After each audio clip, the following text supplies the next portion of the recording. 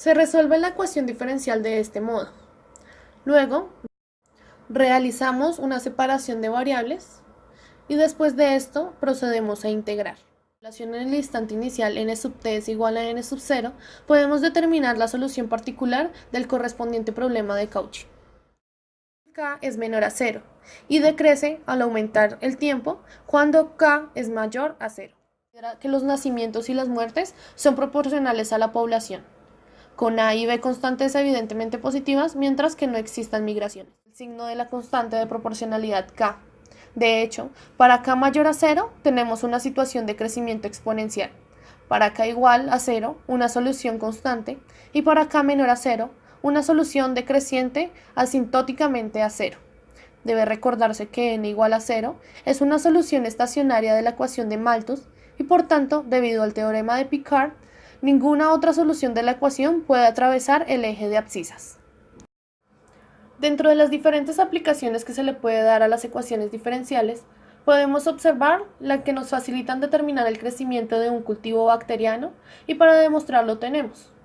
Un cultivo tiene una cantidad inicial n sub 0 de bacterias, cuando el tiempo es de 1 hora. La cantidad medida de bacterias es de 3 medios n sub 0. Si la razón de reproducción es proporcional a la cantidad de bacterias presentes, calculemos el tiempo necesario para triplicar la cantidad inicial de los microorganismos.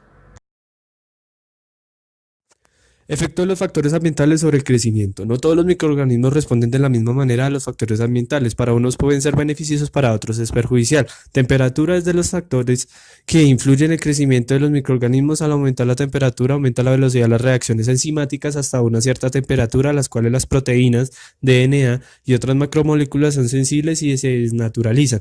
Cada microorganismo tiene la temperatura mínima, óptima y máxima de crecimiento. La temperatura óptima está más cerca de la temperatura máxima de la mínima. pH. Debido a que los microorganismos cambian el pH del medio. Cuando crecen se debe añadir un tampón en el medio para mantener el pH constante. Estos tampones funcionan en un rango de pH, por lo que se debe utilizar diferentes tampones dependiendo del pH que se quiera en el medio. Para pH neutros se utiliza el tampón fosfato. Los ambientes naturales tienen un rango de pH que oscila entre 5 y 9. Los microorganismos que crecen a pHs inferiores a 5 se denominan acidófilos y los microorganismos que crecen a pH superiores a 9 se denominan alcalinófilos. Agua. Todos los organismos requieren H2O para vivir. Las sustancias absorben en mayor o menor medida las moléculas de H2O que están disponibles para los organismos. Esta disponibilidad de H2O es la que se llama potencial de agua, cuyos valores van de 0 a 1. Crecimiento bacteriano.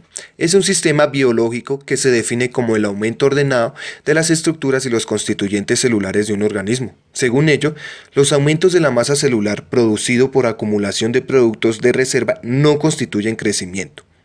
Por lo tanto, se puede considerar como crecimiento el incremento de células individuales por un lado, y por otro lado se puede considerar al crecimiento de número de células individuales como el aumento del tamaño y peso de las células que precede a la división celular. Las bacterias se dividen por fisión binaria a través de una célula madre que al alcanzar determinado volumen se divide dando dos células hijas. Este proceso de fisión binaria consiste en la autoduplicación del material hereditario seguido de la repartición en las dos células hijas, las que se separan por estrangulamiento de la membrana celular y formación de la pared celular.